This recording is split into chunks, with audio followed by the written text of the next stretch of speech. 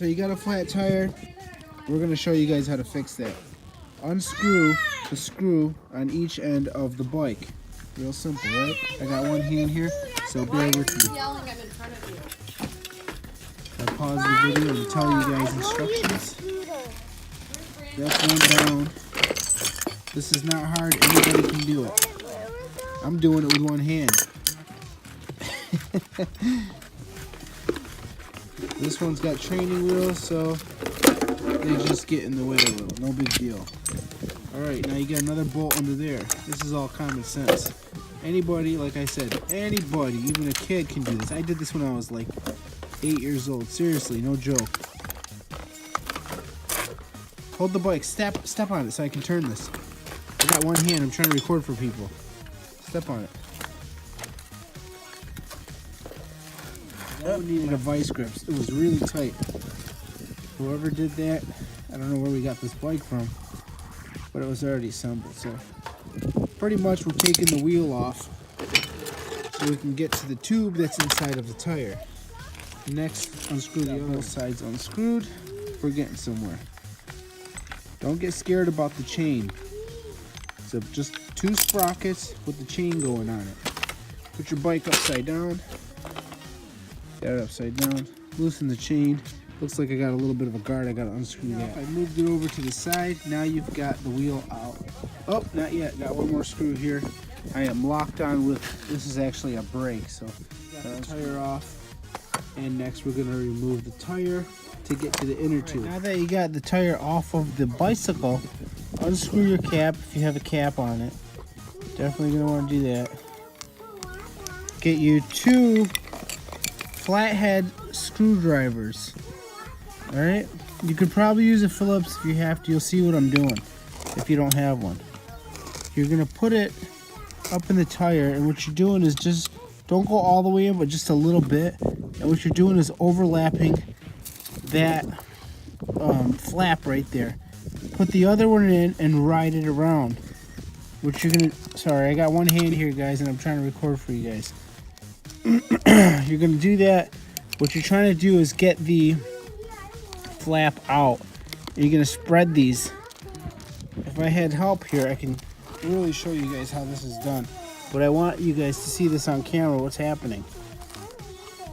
You can do that and keep going out like that. And what we're doing is getting this area of the tire out. I'm trying to make sure that you guys are seeing this on camera and you see what's happening. We are trying to get this all the way out. And what we're doing is we're going to get the tube out of there by doing this. You'll see what I'm talking about if you're a beginner. And now you're going to push this little insert out, and we're going to get the tube out. Grabbing the tube out of here, because obviously the tube has a hole. Now you got the tube out. You can take this to the store. It actually has writing on it, and it tells you what size. It tells you what size the tire is on it, and the markings. I almost need something to get it out. Sorry, like I told you guys, I got one hand here, and I'm trying to record for you guys. I got kids, but they don't know how to hold the camera up. All right. Now I got the tube out. Now that you've got the tube out, you got a hole. If you're going to try to patch it, you can get a $2 kit and patch the tire. Or you can, and you can put it underwater once you've got it pumped up and you'll find the hole. A little bit of a patch kit for about $2 or $3. You can fix this. Or you can go get a new tube. Real simple. Then we're going to reinsert it and fix the bike. Here I'm going to pump it up and put it underwater, and you're going to see where the bubbles are coming from. Because we're actually going to fix this tube, not just go get another one and replace it. It's not that complicated, but you're probably going to want a bigger tub than I've got here. We actually just found the hole. It's right over here, and I'll show you guys. Get a bigger tub than I've got, and you'll see what's happening. We got bubbles coming out. It's actually on the inside of the tire, which is weird because my daughter didn't run anything over, and it actually popped it from the inside. And I thought maybe the tire was bald or something, but we've located the hole, a little bit of rubber cement, and we're going to patch it up. So we got some PVC cement. We've located our hole. we have a tire patch repair kit and a scuffing pad. And what we're gonna do right over the little hole is scuff it up so that way the rubber cement adheres to the little hole, and it's on the inside where the little spokes come into. We've scuffed it up. We've got our little piece of rubber here that it comes with the tire patch. Cleaned it off real nice and ready to put that on. We've got our rubber cement, and that's gonna get wiped on, which you're gonna see here any second now. Right here, where's the hole at? We need to locate the hole. There it is right there. Put a bunch of rubber cement on it. Put that back. Piece and then a big piece? We just need one piece. And we're gonna hold that down and just hold it, guys. Right on top of that hole.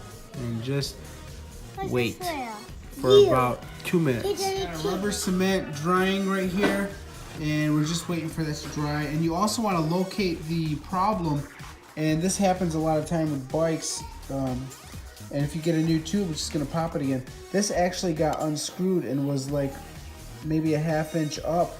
That's what caused it. And it actually has a notch in there where you can screw it with a flathead screwdriver. What you're going to do is screw it back in. If you can't get to it from there, you can screw it in from here. And this holds the spokes in. For some reason, it ejected itself and was like halfway out, pushing up into the tube. Because if your hole is not in your tube and it's not way up here on the outside, this makes sense, because that would have said the hole was up here and ran over a piece of glass or a nail or something. That would be normal. You wouldn't look for something. But when it's on the inside, you're going to want to look at your rim and make sure that you have this little piece of rubber here. I actually pulled some electrical tape out to wrap it over it, but I seen that it had been unscrewed pretty high, and I'm going to screw it back together. It should be fine. So let's just wait for this to heal. I'm screwing it back together, the spoke that caused the hole. Because if you don't solve the problem that caused the hole, guess what's going to happen again? You're going to have the same issue. And I'm just going to go over every one of these and just make sure that they're nice and tight. Tube's all fixed up. It's been 9 hours. It's sealed. I pumped it up and there was no air bubbles coming out when I put it under water. Ready to put it back in here and use the screwdrivers to pop this back in, real simple, and put it back together. If you can't figure it out, rewind the video and replay the video I showed you. Thanks for watching. Give me a thumbs up. Thanks for helping me out.